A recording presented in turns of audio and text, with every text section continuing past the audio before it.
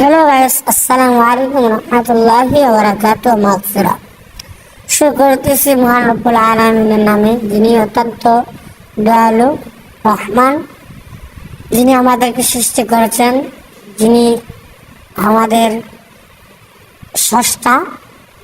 আসলে যে জিনিসটা নিয়ে, যে বিষয় নিয়ে আপনাদের সামনে আজকে এই ভিডিও তুলে ধরলাম, সকলে দেখতেছেন আমাদের হবিগঞ্জ কোয়াই নদীর অবস্থা একেবারে অত্যন্ত ভয়াবহ।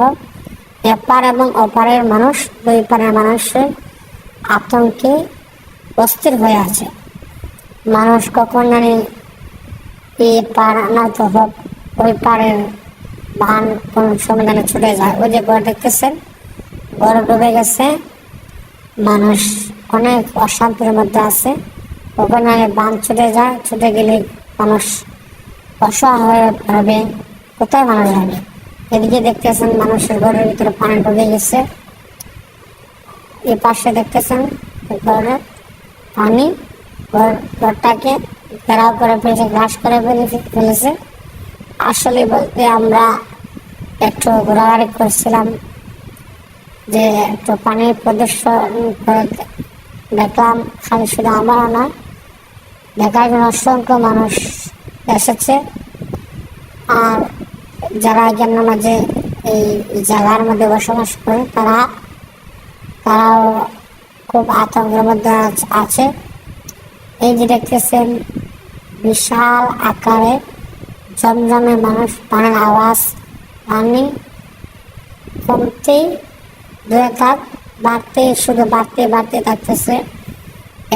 এই যে দেখতেছেন এগুলো জায়গা হচ্ছে মানুষের প্রশাসক করে বিশ্বাস করে, মানুষের অনেক ফসল ফলায়। আর এটা মেন যে নদীটা, এটা হচ্ছে অনেক দূরে। আমরা দেখতে দেখতে সন্ধ্যা হয়ে গেছে।